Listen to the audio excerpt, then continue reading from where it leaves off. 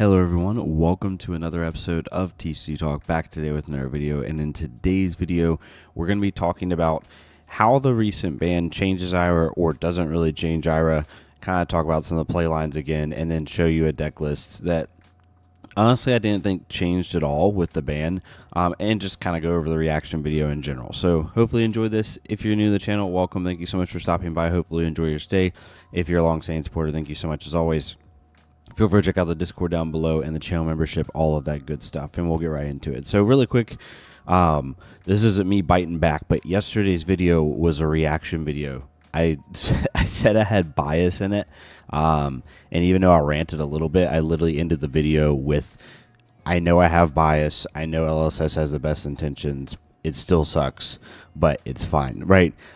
So for anyone who watches my content regularly, if you're like, there's a lot of comments that were like upset, like bruh, cry harder and stuff like that. I thought that was really funny. It's a reaction video, right? That video wasn't based in logic and reasoning. I gave a couple like small reasons on why I think the ban shouldn't have happened, like timing and stuff, but or that the ban should just happen at a different point. But some people took that as me trying to like dissect the ban. No, that was me reacting to the ban, which is why I put ban needle ban reaction or whatever is the video title. Anyway, all that being said, the thing about the needle ban, it doesn't change what makes the deck tried and true like good. It does change like some of the pop-off ceiling turns and change like the really aggressive build. A lot of people were trying the double needle build with a lot of up sticks and runs and a lot of pick up the points, running like anywhere from like 9 to 15 retrieve and just really trying to abuse the needles as much as possible. That's a very strong build, but also a very risky build. Other people were on like a Kodachi needle build, which is a little bit more consistent, but it has a little bit less damage ceiling.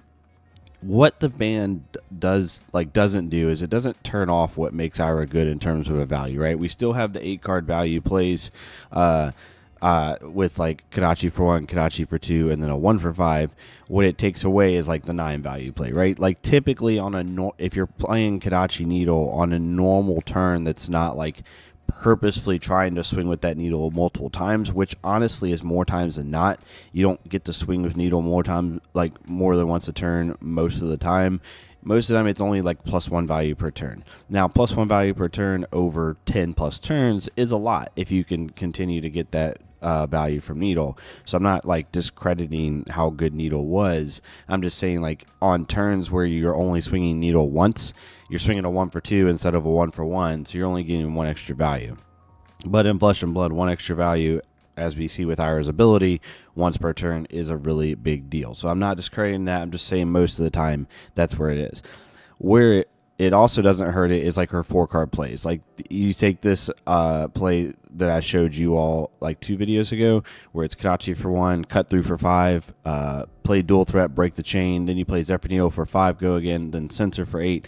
If you replace that Zephyrneo with a Kodachi's coming in for 4, so you're still getting, you know, 18 card value, or yeah, 18 value off 4 cards, which is still insanely good.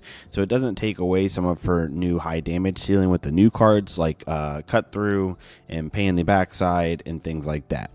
The main play line, if you're on the Kodachi needle plan, that it does hurt, and it's a very powerful one, is the leading with a needle, right? When you're telling your opponent, okay, this needle is now a 2 power, and if you block with a normal 3 block, you will break it. But when you do that to your opponent, you're basically telling your opponent, like, I know that you know that I know I have a up sticks and run in my hand, or a pick up the point in my hand, and I'm swinging this Zephyrneo for 2 because I'm telling you either pop it now and I force a card from your hand when you know I'm just going to get it back anyway, or let me hit with a free 1 for 2 go again damage, right? And then I'll just play up sticks and run anyway and play my other Kodachi, or I'll play another attack, pop the needle with flick knives, and then come back and get it with up sticks and run and play the needle for 7 anyway, or 6. This is the powerful line that it takes away. It takes away some really powerful like 3 turn or 3 card plays. However, even in this situation, you still can swing Kodachi for 1, you know, play another attack, play up sticks and run, play Kodachi for 5 and then end on a sensor, right? Or if you just have a straight 3-card hand, you can Kodachi for 1. You will then Kodachi for 6 because it gets +1 from Ira's ability and +4 from up sticks and run. You can break the chain and then play sensor for 5. And 6 + 5 is 11, plus a 1 power Kodachi is a 12. So you're still getting a 3-card 12 play, right? Again, you're losing the most value on turns where you're swinging needle multiple times in a turn, which is these kind of 3-card plays, especially with up sticks and run. That's where it really kind of lowers the ceiling of the deck, but it doesn't change like a lot of the tried and true lines. At least that's just my opinion. So this is a list. I've been constantly working on it. It might be slightly different than the public list, and that's not intentional of me trying to hide cards. It's just me swapping out cards and trying new ones. But as you can see, we're still running, even with double Kodachi, like a lot of the cards that were abusing needle don't come out of the deck, right? Like we still have pick up the point because we can still utilize flick knives effectively at times, flicking away Kodachis. Basically, you'll flick away those Kodachis when you have a retrieve in hand, just to get that extra value. But pick up the point is still in the list. Up sticks and run is still in the list. You might not run 6 or 9 of these now, or 6 of these, but it's still in the list. Still very good. Dual threat works still the same, right? You can still have a great dual threat turn when you Kodachi for 1, you cut through for 5, or even not even cut through, because that's like the best case scenario, right? You pay in the backside for 4, or even you bittering thorns for 4.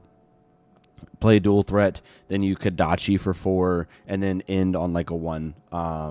You use maybe a counter from your chess piece, and you end on like a torn tempo for 8, right?